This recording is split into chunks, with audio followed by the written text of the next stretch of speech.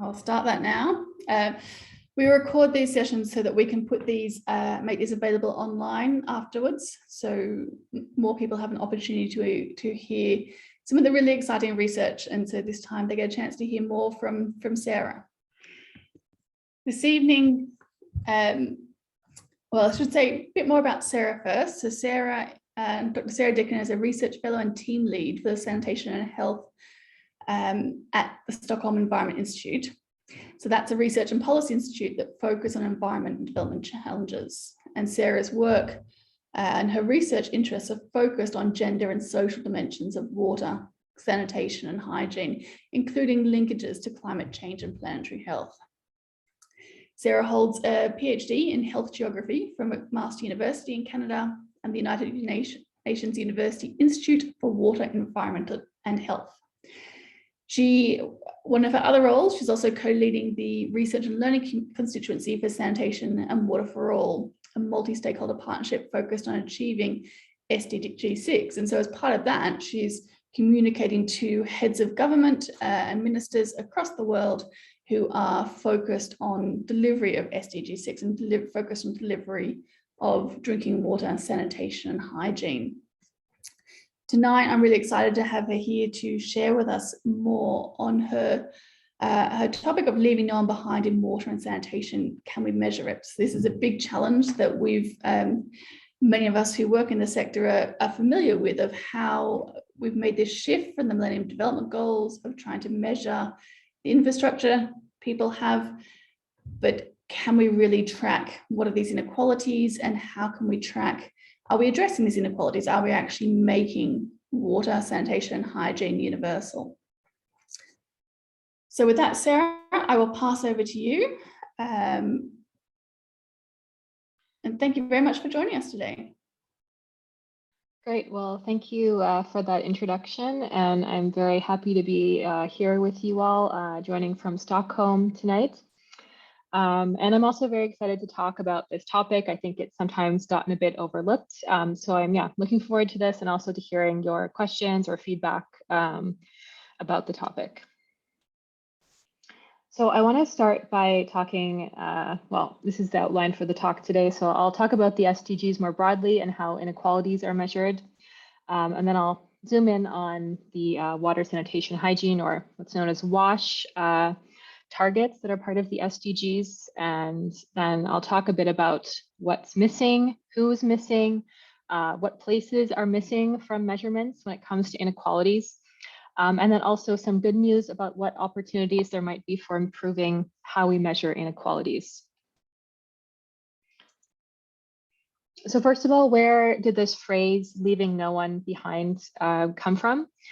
So if you look at the 2030 agenda, so the SDGs, you'll see that leaving no one behind is really a cross-cutting message. It's emphasized in a number of places throughout the text. And this is partly in response to criticism with the MDGs, which use a number of aggregated metrics or averages to track progress. And for the goal 7, which included water and sanitation, there it was looking for reductions by half the number of people without drinking water. So what happened there was that countries really focused on the lowest hanging fruit, or the easiest groups to reach. So there was a bit of a conclusion there that this actually slowed progress for reaching some groups, and potentially even actually exacerbated some types of inequalities. So because of that, with the SDGs, there's a really big focus on leaving no one behind.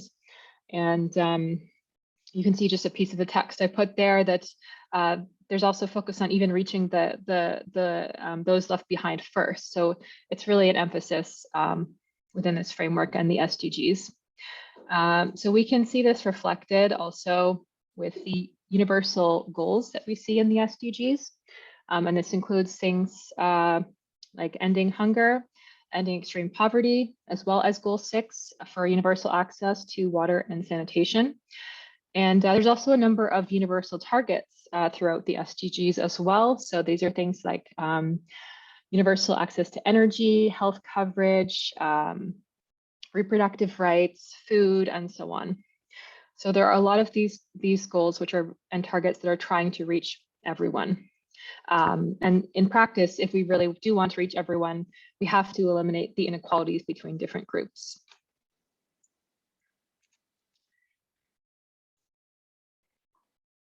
So some people think that because of this, the SDGs are a really powerful tool for addressing inequalities. This is also because within the text, there's a major emphasis on tracking progress using high quality, timely, and reliable disaggregated data. So you can see that in the 2030 agenda, there's a number of places where disaggregation is mentioned. This includes by income, sex, age, ethnicity, migratory status, disability, geographic location, and also there can be other characteristics that could be relevant in different national contexts. There is also goal 10, which focuses specifically on inequalities between countries. So there's really a lot of potential within the SDGs for addressing inequalities. I also want to define two types of inequalities that I'm going to talk about a little bit more today. These are kind of divided into two different tracks or two different types. The first is sometimes known as horizontal inequalities. These are between different social groups due to things like gender, ethnicity, caste, and so on. And then we also have vertical inequalities between individuals or households. And this is things like due to socioeconomic status, education status, health status, and those kind of things. These are both very important types of inequalities. They can also intersect, interact with each other. But you'll see as I go on that there's been a bit more focus on the inequalities, the vertical inequalities, such as due to socioeconomic status and so on. So now let's look at the water and sanitation targets within the SDGs. I'm sure that many of you are familiar with these. So for drinking water, it's achieving universal and equitable access to safe and affordable drinking water for all. And then for sanitation, achieving access to adequate and equitable sanitation and hygiene for all. Also a focus on the needs of women and girls and those in vulnerable situations. So we can see from this text that it's actually does have very inclusive language. There is a focus on universal access and reaching all. But the important question next is how is this actually being tracked in practice? And what sometimes gets overlooked is the actual indicators used in the SDGs. So we can take a look at those and we can see for drinking water that it's the population using safely managed drinking water services, and for sanitation, safely managed sanitation services, as well as hand washing facility. So there is still a bit of focus here on types of facilities used and service levels. You can see what's missing from these indicators is any reference to disaggregation and actually trying to measure progress among different groups. This is partly because this data is often being measured at the household level, which limits the types of disaggregation, but even still, it could be there somehow. So another important point to keep in mind is that these indicators are in some ways limited by how the data is collected and monitored. And this is done by the Joint Monitoring Program. It's a WHO and UNICEF program. They are sort of the custodians for global WASH data, and they're also the caretakers for these two SDG targets. And that means that also the targets and the indicator is a bit limited by the types of data that the JMP collects and the ways that they work. So that's important to keep in mind. So now I'm going to talk about some of the ways that the JMP has actually been measuring inequalities and where the focus has been so far. So there's been quite a big focus on inequalities between urban and rural areas. And we can see, for example, that 8 out of 10 people lack even basic drinking water services in rural areas, and then 7 out of 10 for sanitation in rural areas. This is coming from one of the latest JMP reports. And we can also see, well, and of course, for For urban areas, this sometimes can actually conceal some types of inequalities in terms of informal settlements or areas where there are still large inequalities, but we don't really see that with these large aggregate numbers. And then there's also been a large focus on differences due to socioeconomic status. So income quintiles are used. And here we can see a number of countries that basic water coverage is at least twice as high among richest wealth quintile as the poorest. And for sanitation, this is even larger. For a large number of countries, basic service coverage among the richest quintiles, at least twice as high as the poorest. So we can see that there is a lot of work looking at inequalities related to these, to income and urban-rural divide. But there also are a number of other types of inequalities that are really important.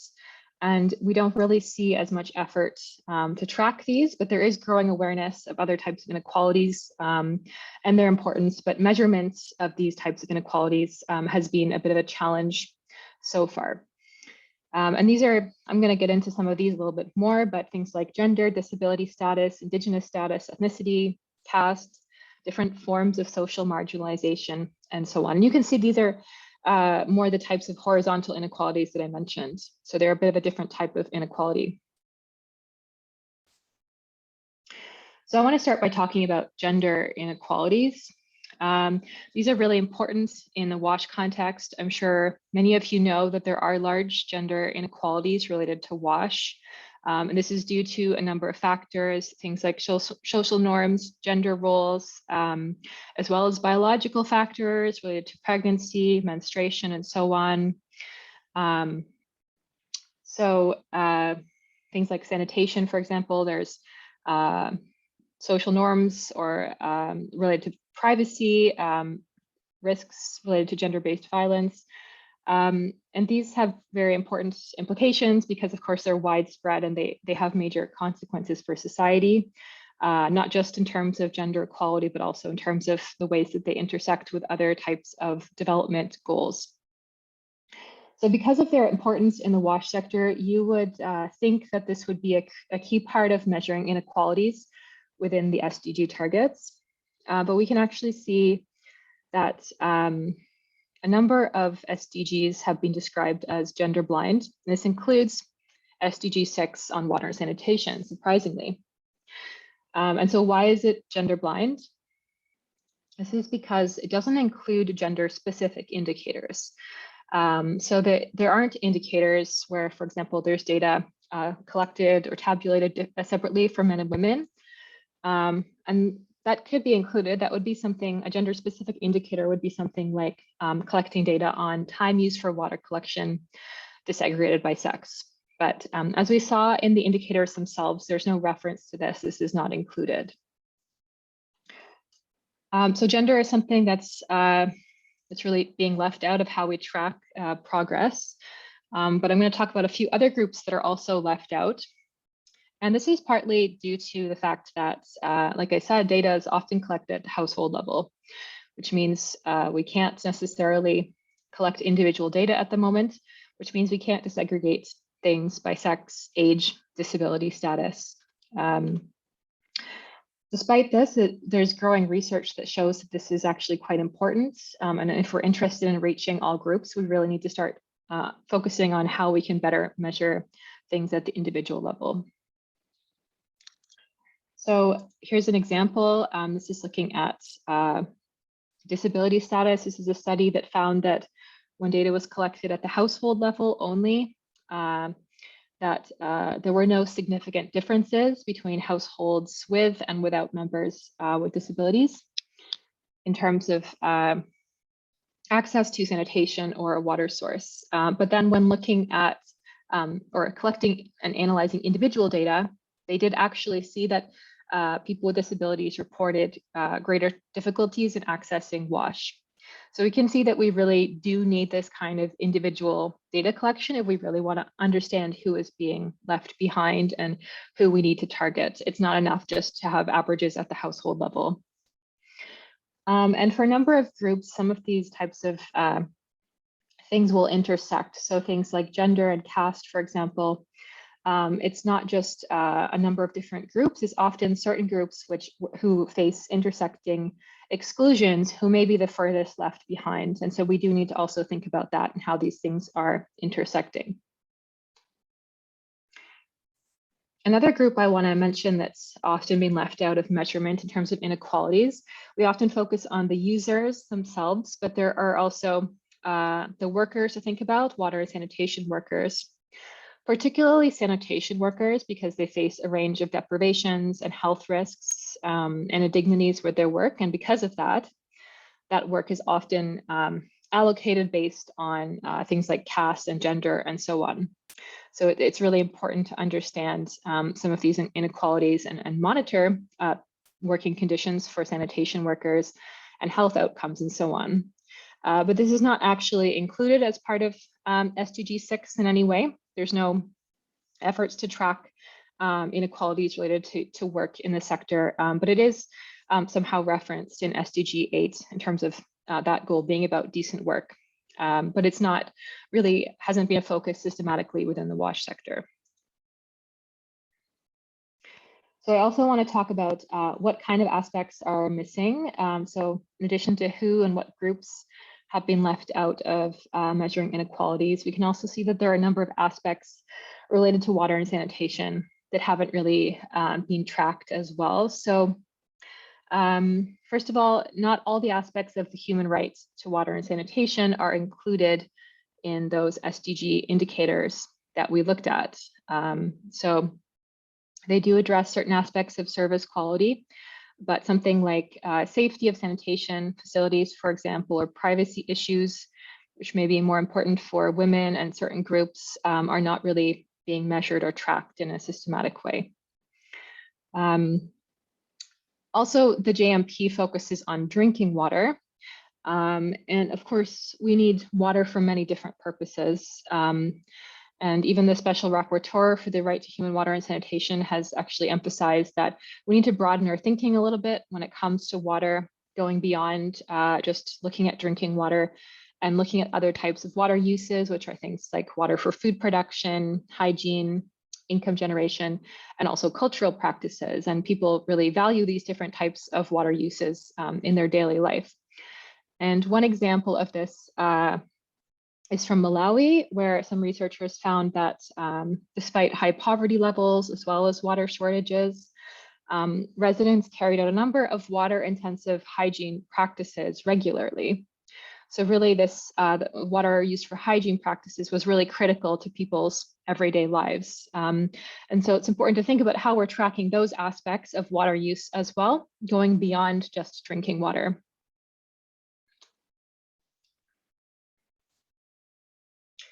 There are also a number of places where we're not really collecting adequate data. So most of the data is being collected at the household level. There has been recent advances to collect data from healthcare centers, from schools as well, which are really important. But there are also a number of places that are still being excluded where we don't really have adequate data. And so these include things like workplaces, markets, public spaces, prisons, shelters, emergency settings, and so on. So of course, if we're really talking about universal access and making sure people have access, it's also access in all the places where they spend their time. So this could be particularly important for women, for example, working at markets, public spaces. There's no sanitation facilities and there's cultural norms around open defecation or risks. It's a particular challenge, so it's going to affect different groups in different ways. Many of these spaces also relate to particularly marginalized groups. And so again, when we want to ensure no one's being left behind, we have to put a little bit more effort into thinking about how we can track progress for some of these groups. So one example would be people experiencing homelessness and who rely on wash services in public spaces. So we don't really have a good idea for those people what kind of access they have. At SEI, we've done some research during the pandemic, looking at in Mexico City, looking at how people who are experiencing homelessness actually increased their practices of open defecation and using unsafe water sources because access to public spaces and to businesses was shut down with lockdowns and so on. But otherwise, we don't really collect this kind of information, so it's hard to have a really clear picture. So I just want to talk about now why this is so important, why we need to think about these different aspects of inequalities and why we need to do a better job of measuring them. So first of all, addressing the needs of all these different groups that I've mentioned is really important from a social justice perspective. For those groups especially, but also it affects our progress towards sustainable development. If we want to unlock the potential of WASH services across a number of areas, including things like human well-being and health, economic development, women's empowerment, and so on, we need to think about how we're addressing the needs of these different groups.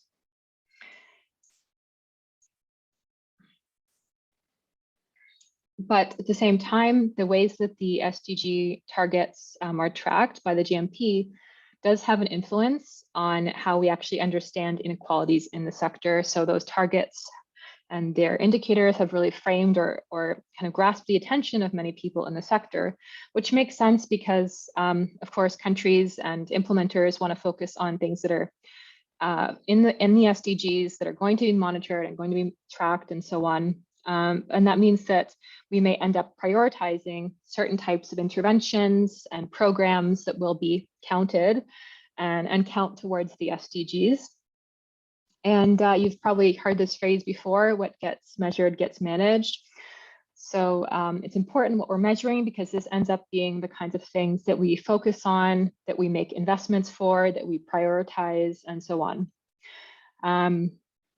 So the fact that there's a limited number of outcomes in those SDG indicators means that that's really what we end up focusing on in terms of governments or donors and practitioners.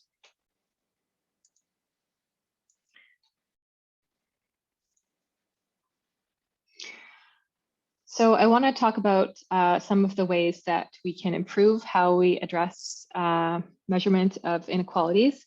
And there's a few different things I want to talk about. So first of all, we can make better use of some of the existing data. We can better communicate and visualize the data that we do have. And also there's a need for some new metrics and innovations and ways about going to collect this data. But first of all, I want to start with maybe some of the bad news and talk about why has this been so challenging so far to collect this kind of information. First of all, there are challenges already in collecting enough information to track achievement of safely managed services. So the existing SDG indicators, essentially. Some countries are still collecting information just on improved or unimproved facilities, whereas safely managed really requires a few other characteristics, like for safely managed sanitation. It includes management of excreta throughout the sanitation chain. It's not just the toilet facility and whether it protects the user from fecal contamination. So already we do have some challenges. So that's sort of the starting point. There are a number of other challenges with some of the points that I've raised. So I've talked about horizontal inequalities, and this is related to differences between different social groups. And this can actually be harder to measure in some cases because these can be culturally determined and so on. At that same time, it's really important to measure these because in some cases, we can measure socioeconomic status and so on, but it's actually the differences between social groups that are really entrenched and where the inequalities can remain, even when we are making progress across, on some axes of inequality. There are also some limitations with data availability and quality and the resources to expand surveys. So there are a number of large survey programs. Some of them you can see here, a DHS program, the UNICEF program. It's really hard to add additional questions or information to these surveys or change the way that they're done because they're established programs and they are really resource intensive. Disaggregating data also to look at a number of these different intersections of inequality also can require larger sample sizes. So again, more resources to collect more data. Another challenge is that, so beyond these surveys that are quite consistent, different countries will use different, there are other types of surveys that other countries use, and sometimes these metrics are not that comparable. Another limitation is that not everything can be measured with a quantitative indicator. So there are some aspects of inequalities that we really just can't measure in a quantitative way. And this could be things related to, for example, historical exclusions, understanding why certain groups have been left out. So it is important to keep that in mind. Another point is also, one limitation is just the fact that the JMP really controls the way that, or the types of information that is being collected. They have a lot of say in that in terms of what indicators are prioritized for tracking, what kind of data is reported on, and so on. So there's not necessarily always transparency in how that process occurs and how things are prioritized. So that's a bit of the bad news and some of the challenges. I want to talk now about some of the opportunities that there are to improve how we measure inequalities and ensure that we're actually doing a better job of making sure that people aren't being left behind in the ways that we measure water and sanitation. So because of the existing resource challenges that I just mentioned, the first opportunity that's really important is just to make better use of the existing data that's being collected. And there's a lot more that can be done with that. So there is some disaggregation that can be done with the existing JMP data. And I should say also that there are a number of other SDG goals and targets where disaggregated data is sort of the norm. So I think for the wash sector, we need to start being a little bit more progressive in terms of this kind of disaggregated data. So for example, SDG 4, which is on education, tracks gender disparities in 8 of the 11 indicators. And SDG 1.1, which is about poverty and people living below the poverty line, is disaggregated by sex, age, employment status, and geographic location. And there are a number of other goals, including food, where there is individual data collected, there is disaggregation, and so on. So it can be done. So it requires a little bit more focus in the sector about how we can do some of this.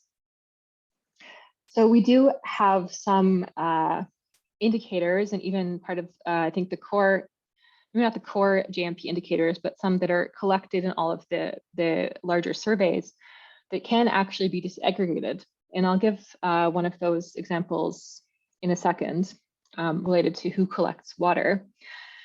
But something else we could consider is also making use of surveys where there are gender-specific indicators, but they haven't really been taken up by the JMP. They haven't been compiled. So something like time use surveys. A lot of countries conduct time use surveys as part of their surveys, where we could potentially collect information about gender-specific burdens of water collection. And although it's not maybe available globally for every country, we could still use this to kind of kickstart or champion some of these issues and highlight their importance, because I think with sometimes we have a bit of a vicious cycle where because we have no data, then it's not really prioritized. So then there's no impetus to collect data on that topic because there's no evidence that it's really important, or that these are the actually potentially larger inequalities than the things we are actually tracking. So time use is one thing where there are existing surveys. It's not really part of a JMP program at all, but that doesn't mean that it couldn't be. So this is showing data disaggregated by sex and age. So person who's responsible for collecting water in the household. And I just compiled this really quickly. This kind of data you will sometimes see in past JMP reports occasionally, but it's not actually available on their website. You can't download it. You can't do visualizations to see this kind of information, but it's an example of something where we already, the survey question itself already provides this kind of disaggregated data. So it's a good starting point.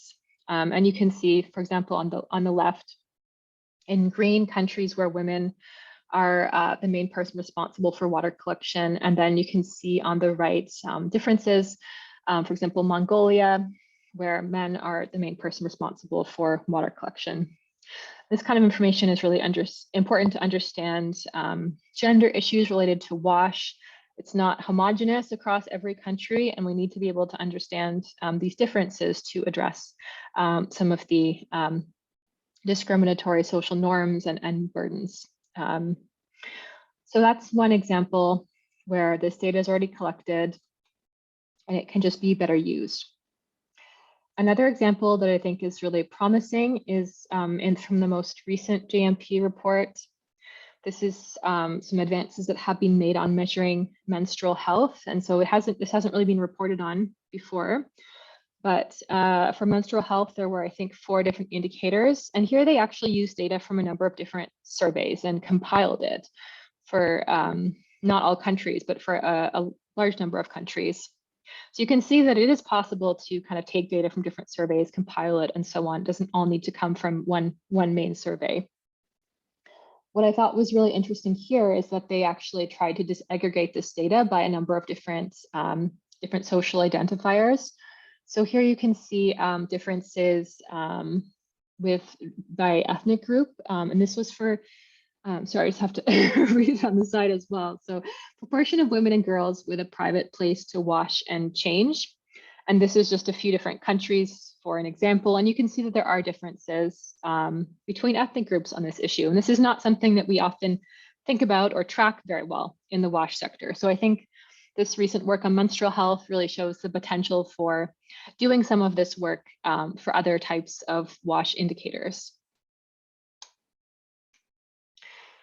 So that kind of links to the second point that I had about ways that we can actually just better communicate and visualize existing data. Because again, the thing you often hear is that there are no resources for new data collection or new questions and so on. So again, we need to do a better job of just actually communicating some of the rich data that does exist. So I think there could be a lot more work done on the JMP website. If you're familiar with it, you can look at things by the inequalities that I mentioned earlier. So urban-rural divide, income, that's really it. You can't really go beyond that. So we could actually have a lot more information there that's available for people to download, to use, to communicate. That's not just limited by what's in the reports, which has been kind of like the main way that things are communicated. One example are equiplots, which show disparities between different groups. You could also have regional comparisons of data because not all indicators might be important on a global level. So regional comparisons could be interesting and provided on the website for people to play around with. Equity profiles, so this could include a number of different, you could have a core set of things that are considered important inequalities in the sector, for example, where you compile this information, look at intersections for different groups, create equality profiles that people could download.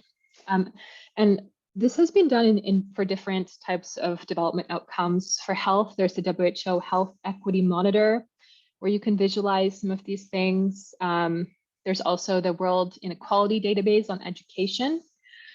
This is run by UNESCO. I think this provides some inspiration for what we could do in the WASH sector. So this Inequality Database on education, you can actually, here are some equity plots, and they have a lot of different indicators. So I just picked one to look at as an example. So this is mean years of education in Burkina Faso. And you can see there's a number of different inequalities you can look at, things like ethnicity, gender, location, religion, wealth, and you can see how the disparities for this particular indicator on education across these different aspects. And this is quite important because you can see that different factors and for different countries will be more or less important. It's not always differences, for example, due to wealth that are most important depending on a particular country context. So this is the kind of information that we often have some data from DHS surveys. It's really a question of if we can visualize it and communicate it in a better way. And I think that would open up a lot of discussions as well, just being able to have that information handy.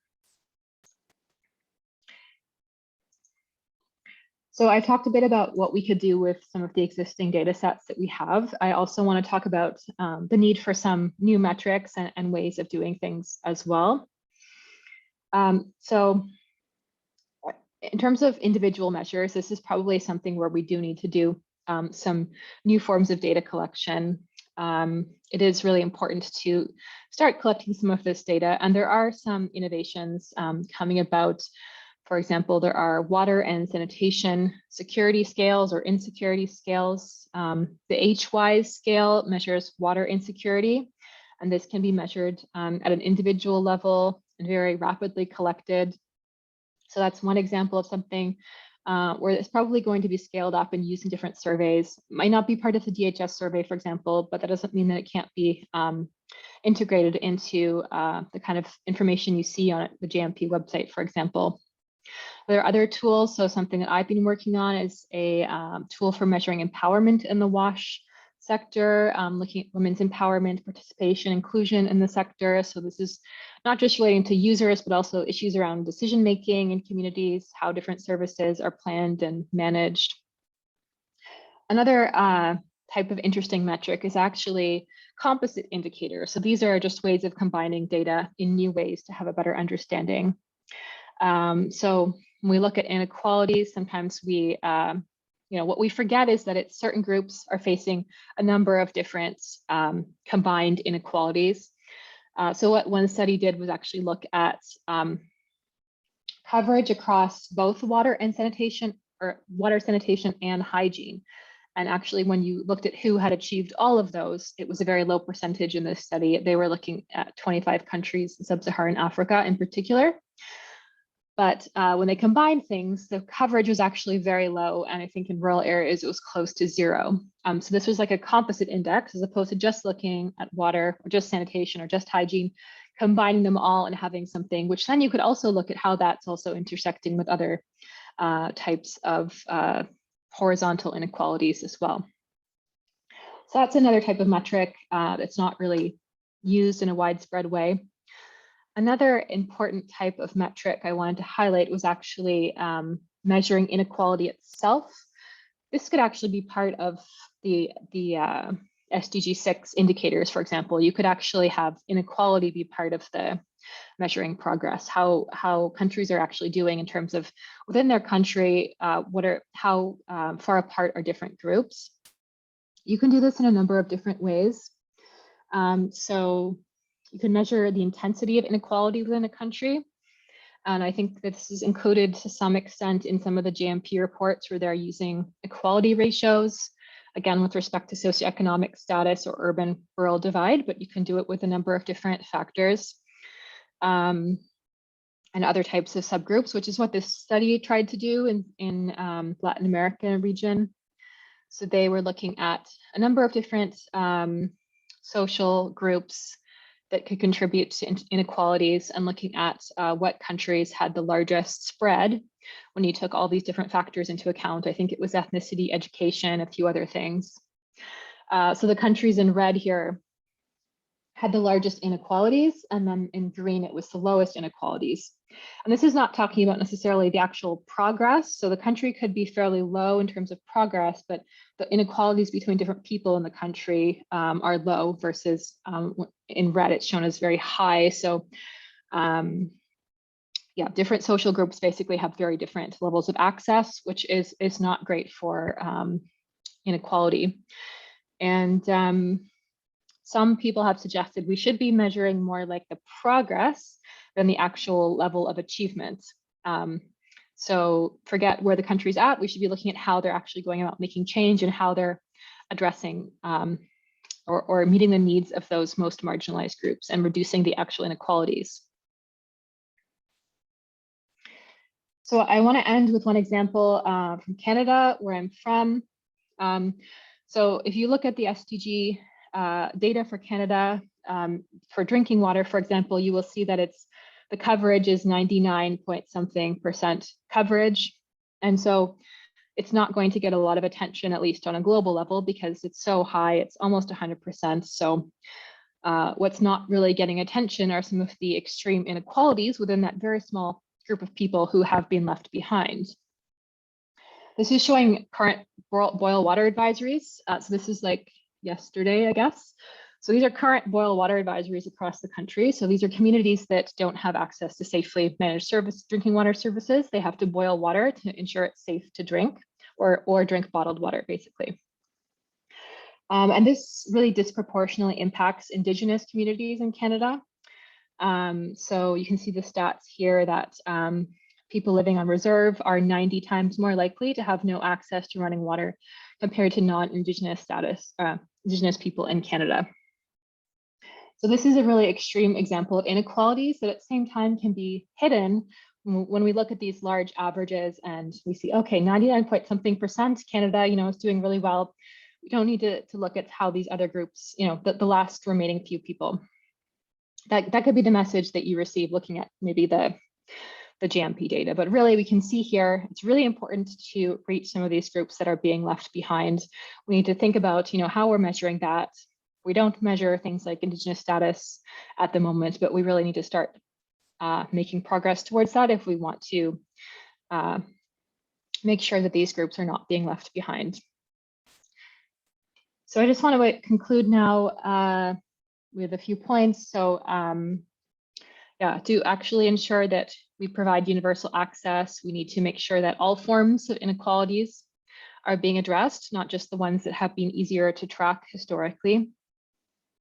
We can see that there are a lot of blind spots with some of the existing approaches that we have, and there are a lot of ways that we can start to improve this gradually. And this is critically important because what we actually measure and the types of indicators that we use have implications for investments and what we prioritize in the water and sanitation sector. So yeah, I will end there, and I want to thank you all for your attention. I hope this inspired some questions or some thoughts or comments. So thanks very much. Thanks very much, Sarah, for that. That was really interesting. It's a topic that we've been discussing a bit with some of the students recently. I know some of them have been working on policy briefs related to homelessness and thinking about these issues, as well as having discussions with one class which is looking at the Sustainable Development Goals, of looking at why isn't gender addressed in more depth, and looking at the gap that perhaps is widening between what we in Europe might be thinking of in terms of gender and what's included in the Sustainable Development Goals and other ways of thinking about these inequalities. So I think Saskia's put in the chat to welcome questions. So do put your hand up or pop a question in the chat if you've got a question.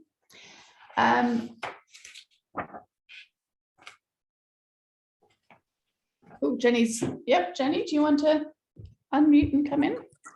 Yeah, hi there. Thanks for that, Sarah. That was really, really interesting.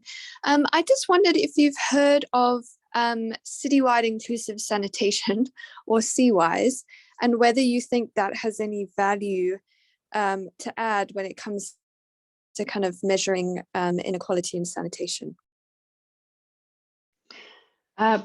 Yeah, I have heard of it, but I'm not actually familiar with how they're tracking progress there. Do you want to comment more on that? Well, I think it's still very new at the moment as well. So it's kind of being worked into the whole kind of sanitation space, but it very much looks at all the kind of aspects that you were thinking of. So equity, sustainability, safely managing it along the whole chain and all of that kind of stuff.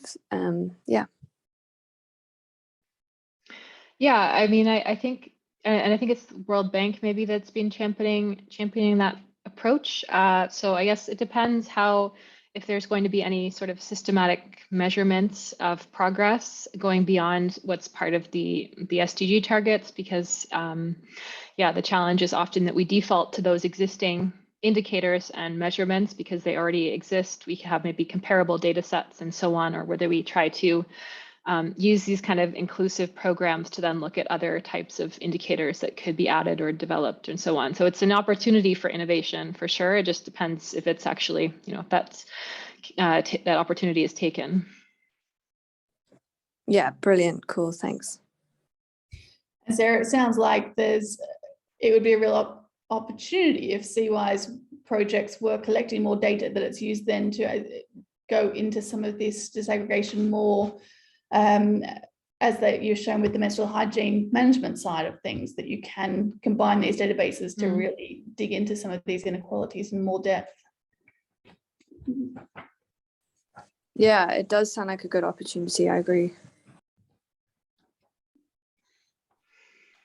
I was wondering, Sarah, I mean, one of the graphs you show, which you said you just pulled up from quite rapidly, of who's collecting in the water, that would look like an amazing data set. Where was that information coming from? Because you had not only national level, but you had some disaggregated data in there. So Pakistan, for example. Yeah, no, I just put this together myself rapidly because you can't download it from the JMP. And I think, yeah, so I couldn't get, I know you can in theory contact them and get the data, but it still can be a little bit hard to do that, and not everyone can do that. So this is just from the mix. Actually, it's not from JMP, it's from UNICEF. So the reason it's disaggregated is because they have done that with the surveys, and some of the reports are just presented in that way. So they're basically just different reports that I took the data point from. But it is the kind of thing that the JMP has. They have included this kind of chart before in the past. The problem is that if you don't go back into the specific report where you found it, and you can't really manipulate it or look at what countries you want to look at and so on. So it's the kind of thing that's like, it's there and we should make better use of it. But I think that, I mean, it shows beautifully some of those, the importance of considering these inequalities in different ways, because you've got that the different spaces in Pakistan have very different gender roles, clearly, for water collection. And it's also, well, it's interesting that it's pulling out some of the Roma settlements too, that there's specific data there. So. Yeah, I mean, these are some of the things that are very low-hanging fruit in terms of like it's collected and it's just not being communicated in any, like it's not being used by anyone.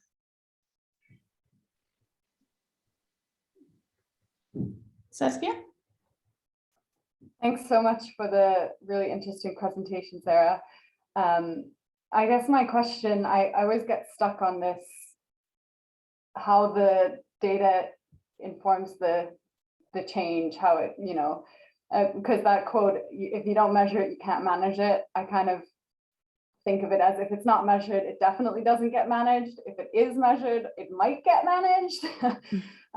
But just in terms of, within the WASH sector, the rural urban inequalities have been tracked for a long time, but they're so persistent. And I'm wondering if there's any success stories from the SDG, from the sectors that you mentioned that have been tracking inequalities better, if there's any kind of examples to learn from where that did inform powerful policy change, or yeah, I think you know what I'm getting at. Yeah, I do. I don't have a good example like that comes to mind, and that that would be great actually if if we had that. I think for maybe for that rural urban divide thing, it's also maybe we've been missing some of these other axes of inequality when we look at that divide, and that could be also one reason that we don't actually, we see rural urban, but then we're not looking at it further in terms of maybe there's different ethnic groups that come into play, or different aspects that haven't been considered because we're only looking at it through that one axis of inequality. So I think that could be interesting as well to see where there's like the least progress in some of these areas, what other types of inequalities are at work? Is it because some of these differences between social groups are actually much more entrenched and harder to, like they're just, in terms of inequalities as a broader challenge, like they're known to be harder to address than something like differences in socioeconomic status or something like that. Like they really stay stuck. But yeah, maybe others have examples. I don't have a great example of where improved measurement has like really had a, yeah, but that's played a huge role, I guess. Yeah. I'm sure we'll be able to find some. I think that certainly the work on land rights and agriculture is sometimes gone a lot further than certainly WASH and gender has. So yeah, it would be very interesting to look at those ways it's shifted conversations in other countries. We know from some of our previous discussions that for example, understanding those information asymmetries within households has really helped in different sectors, and you can only start to capture that through some of that disaggregation of the data and really understanding what's going on within a household. If there's no further questions. Yep. I was just going to say for food security, like I think that is measured at the individual level in the SDGs. So I think that's probably come about by seeing the importance of that for understanding food security, that it's not just a household measure, or it's not just the types of food that the household has or something. So maybe we need to look at other sectors. And I often do this for the WASH sector because I think there's a number of areas we can learn from, like the health sector, the education sector, the food sector, how they've done things and how it could probably be carried over to the WASH sector. We just kind of need more inspiration of how to actually apply it. Yeah, and I think what you've presented here was very inspiring, because I think when you focus on the WASH data, you think, oh, how are you going to measure inequalities? That they're so difficult, they're not aligned to what we measure currently. But I think you've demonstrated really nicely that a lot of other people are measuring inequalities a lot better than the WASH sector is, and there's a lot we can learn from them, and hopefully advance and how those inequalities are measured, but also, as you say, how they're communicated, how this data is made more accessible and is valued more. So thanks very much for joining us tonight. It's been a really great talk, and really great to learn more about what's going on in these different countries, what's going on in these different sectors, and how we can learn from them for what we're doing for WASH. Before people leave, I'll just do a plug for the next OWN event, next Oxford Water Network event. Next Thursday night, or afternoon, starting at 4 o'clock in the lecture theatre in the Oxford University Museum of Natural History. We've got a wonderful panel put together by Dr. Alex Money on purpose, imagination and innovation, a playbook for leadership in water and finance. So that's a really engaging event. There's an amazing panel organised, and there'll be a chance. It will be an in-person event, so there is a chance to come and meet the speakers in person and have a chat with them too. So thanks very much, Sarah, and thanks very much. Thanks for having me. Bye, everyone.